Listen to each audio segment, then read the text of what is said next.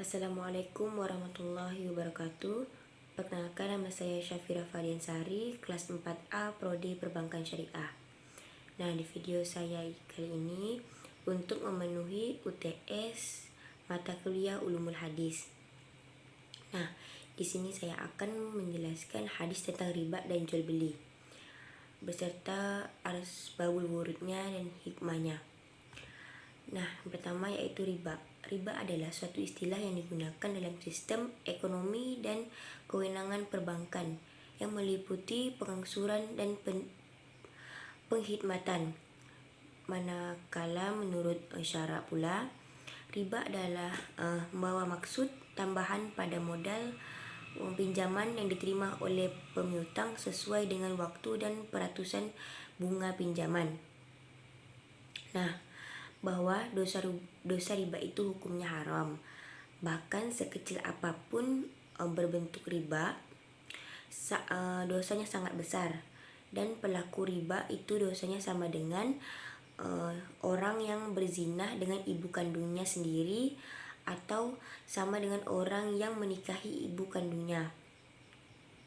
Dalam hadis riwayat Imam Bukhari, yaitu An Abi Hurairah radhiyallahu an Nabi sallallahu alaihi wasallam qala jatanibu sab'al mubiqati qalu ya Rasulullah wa ma hunna qala syarku billahi was-sahru wa qatlun nafsi wa nafsul lati harramallahu illa bil haqqi wal aklu rabba wa aklu malil yatimi wa tawalli yaumaz zahfi wa qadhful muhsanatil mu'minatil filati.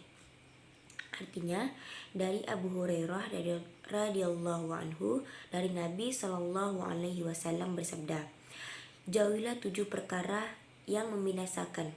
Para sahabat bertanya, wahai Rasulullah, apakah itu?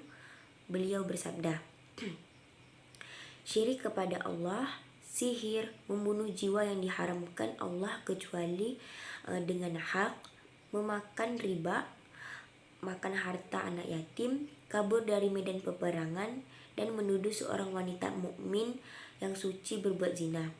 Hadis riwayat Bukhari bab Ramyul Muhsanat nomor 6351. Nah, adapun penjelasan dari hadis tersebut, yang pertama, mempersekutukan Allah, yaitu menyamakan dan mensejajarkan Allah dengan Allah dalam segala hal yang menjadikan kekhususan baginya, yang maha suci, maha tunggal, tempat bergantung segala makhluk, dan yang maha esa. Yang kedua yaitu sihir. Mayoritas ulama berpendapat sihir itu hukumnya haram. Mempraktekkan, mempelajari, dan mengajarkan sihir itu termasuk dosa yang besar. Nah, yang ketiga, membunuh jiwa. Sesungguhnya Allah telah mengharamkan pembunuhan dan mengancam orang yang melakukannya secara sengaja dengan siksaan api neraka, dan ia kekal di dalamnya. Nah, yang ketiga, memakan riba. Allah berfirman, hai orang-orang yang beriman, bertakwalah kepada Allah dan tinggalkanlah sisa riba yang belum dipungut. Jika kau orang-orang yang beriman, keadaan mereka yang dimiliki itu adalah disebabkan mereka berpendapat, sesungguhnya jual beli itu sama dengan riba, padahal Allah telah menghalalkan jual beli dan mengharamkan riba. Nah, yang kelima, memakan harta anak yatim. Sesungguhnya Allah sangat mengharamkan perbuatan tersebut. Al-Quran menyuruh untuk memuliakan anak yatim, mengembangkan hartanya, dan mengurusnya dengan baik supaya ia tumbuh menjadi orang yang kuat, yang mulia, dan yang soleh. Yang keenam yaitu berpaling dari barisan perang, yakni melarikan diri dari medan tempur alias tidak berani maju. Nah, yang ketujuh, menuduh berzina wanita yang menjaga kehormatan, yang tidak pernah mempunyai pemikiran untuk berzina, lagi beriman, yaitu menuduh zina wanita yang baik-baik, yang lurus, yang telah berkeluarga, yang berstatus merdeka, dan yang beriman. Asbabul wurud dari hadis ini yaitu beliau mengucapkan seketika memberikan nasihat kepada haji wada. Maka ada salah seorang bertanya tentang al-khabair. Maka Nabi Shallallahu Alaihi Wasallam membacakan hadis ini.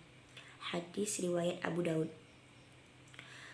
Telah menceritakan kepada kami Ahmad bin Yunus, telah menceritakan kepada kami Zuhair, telah menceritakan kepada kami Simak, telah menceritakan kepadaku Abdurrahman bin Abdullah bin Mas'ud.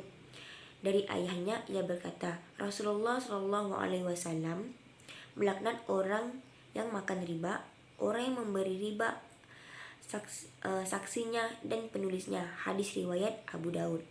Dalam Sunan Abu Daud yang ditahqiq oleh Syu'aib Amaud, bahwa hadis tersebut juga diriwayatkan oleh Ahmad, Ibnu Majah, Al-Tirmizi dan Ibnu Hibban. Pada pentahqiq kitab tersebut mengatakan sanadnya hasan. Nah, selanjutnya penjelasan tentang hadis. Hadis yang mulia ini menunjukkan haramnya riba dan akibat jelek yang ditimbulkan bagi pribadi masyarakat, serta ancaman bagi mereka yang bergumul dengan riba, karena laknat Rasulullah Shallallahu Alaihi Wasallam diberikan kepada mereka yang berserikat dalam usaha tersebut. Nah, hikmah riba tersebut, di antara hikmah diharamkannya riba selain hikmah-hikmah umum di seluruh perintah-perintah syar'i, yaitu menguji keimanan seseorang hamba dengan taat, mengerjakan perintah atau meninggalkannya adalah sebagai berikut. Yang pertama, melindungi harta orang muslim agar tidak termakan dengan batil. Yang kedua, memotivasi orang muslim untuk menginvestasikan hartanya pada usaha-usaha yang bersih, yaitu bersih dari penipuan, jauh dari apa saja yang menimbulkan kesulitan dan kemarahan di antara kaum muslimin. Yang ketiga, menutup seluruh pintu bagi orang muslim yang membawa kepada manusia dan menyusahkan saudaranya, serta membuat benci dan marah kepada saudaranya. Yang keempat, menjauhkan orang muslim dari sesuatu yang menyebabkan kebinasaannya, karena pemakan riba adalah orang-orang yang zalim dan akibat kezalimannya adalah kesusahan. Allah Ta'ala berfirman, "Hai manusia, sesungguhnya bencana kezaliman kalian akan menimpa diri kalian sendiri." Rasulullah SAW bersabda, "Takutlah kalian kepada kezaliman, karena kezaliman adalah kegelapan pada hari kiamat. Dan takutlah kalian kepada kikir, karena kikir membawa orang-orang sebelum kalian kepada menumpahkan darah mereka dan menghalalkan apa-apa yang diharamkan kepada mereka." Diriwayatkan Muslim. Yang kelima, menimbulkan pintu-pintu kebaikan di depan orang muslim agar ia mencari bekal untuk akhiratnya. Nah, yang selanjutnya yaitu hadis jual beli. Nah, definisi hadis menurut syariat ialah tukar menukar harta dengan harta yang dimaksud untuk suatu kepemilikan yang ditunjukkan dengan perkataan dan perbuatan. Dari Abdullah bin Umar radhiyallahu anhuma, dari Rasulullah Shallallahu Alaihi Wasallam bersabda, "Jika dua orang saling berjual beli, maka masing-masing di antara keduanya mempunyai hak pilih selagi keduanya terpisah, dan keduanya sama-sama mempunyai hak, atau salah seorang di antara keduanya memberi pilihan kepada yang lain, lalu keduanya menetapkan jual beli atas dasar pilihan itu, maka jual beli menjadi wajib." An Hakim ibni Hizami radhiyallahu anhu qala Rasulullah sallallahu alaihi wasallam, "Bai'ani bi khiyari mam yataqarraqa aw qala hatta yatafarraqa, fa in sadaqa wa bayyina burika lahuma fi bai'ihima, wa in katama wa kadzaba muhiqat birakatu wa bai'ihima."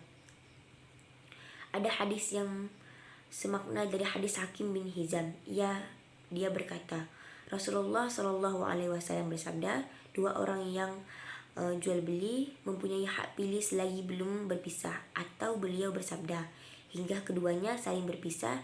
Jika keduanya saling jujur dan menjelaskan, maka keduanya saling menyembunyikan dan berdusta, maka berkah jual beli itu dihapuskan. Sebab-sebab turunnya hadis atau asbabul wurudnya.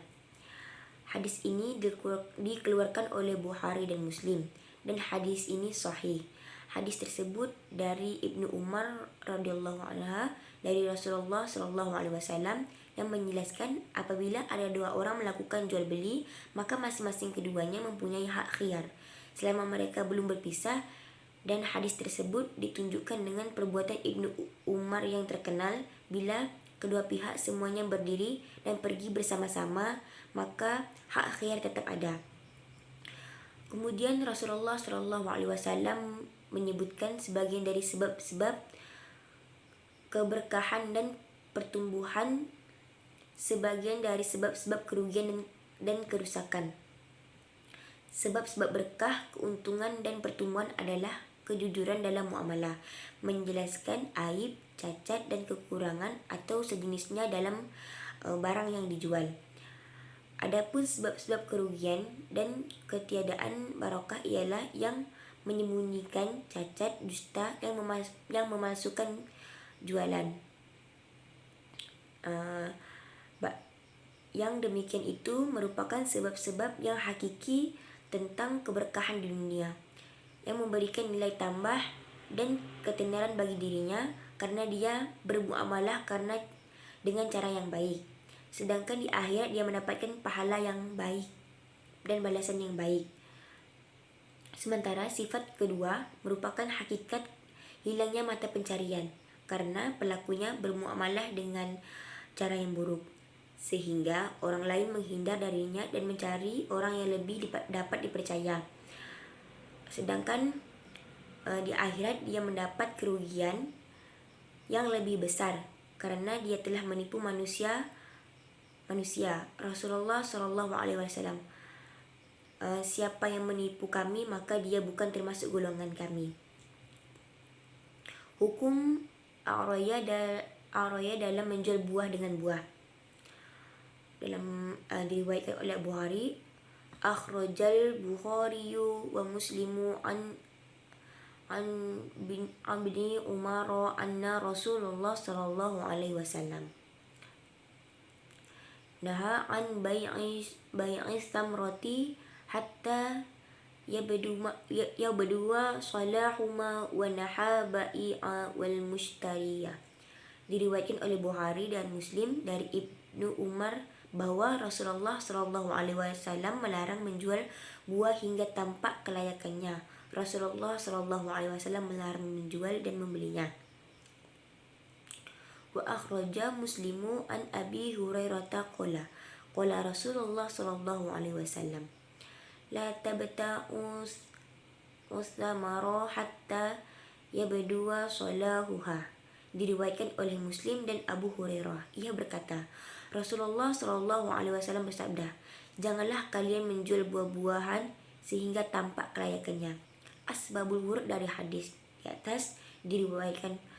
Hadis pertama diriwayatkan oleh Ahmad dan Al-Bukhari dari Zaid bin Sabit, ia berkata, Rasulullah Shallallahu Alaihi Wasallam tiba di Madinah, sedang kebiasaannya kami adalah saling menjual buah-buahan sebelum tampak kelayakannya, sehingga Rasulullah Shallallahu Alaihi Wasallam mendengarkan suara orang bertengkar.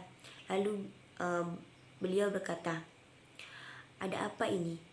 Lalu dilaporkan pada beliau, mereka membeli buah-buahan. Mereka berkata buah-buahan itu terkena ad-daman, buahnya membusuk, dan as-saman berguguran. Rasulullah Shallallahu Alaihi Wasallam bersabda, janganlah kalian saling menjual sehingga tampak kelayakannya. Nah, yang hadis kedua, yang pertama, hadis tersebut lafaz milik Ahmad 5 atau 190. Diriwayatkan juga Al-Bukhari dalam kitab Al-Buyu bab ba'i as-samar qabl an yabduwa salahuha, yaitu menjual buah-buah sebelum tampak kelayakannya. Dan Abu Daud dalam kitab Al-Buyu bab an-nahyu bai as-simar qabl an yabdua salahuha, tentang menjual buah-buahan sebelum tampak kelayakannya. 2 atau 227 dengan maknanya. Hikmah jual beli dalam garis besar yaitu sebagai berikut, yaitu mensyariatkan jual beli sebagai pemberian keuangan dan keleluasaan untuk hamba-hambanya, karena semua manusia secara pribadi mempunyai kebutuhan sandang, pangan, papan dan yang lainnya sebagai untuk dapat memenuhi hajat hidupnya sendiri, melainkan untuk saling membantu yang satu dengan yang lain. Dalam hal ini tidak ada suatu hal pun lebih sempurna dari pertukaran, di mana seseorang memberikan apa yang ia miliki kemudian memperoleh sesuatu yang berguna dari orang lain sesuai kebutuhannya masing-masing. Baiklah, mungkin ini saja penjelasan dari saya, kurang lebihnya saya mohon maaf. Wassalamualaikum warahmatullahi wabarakatuh.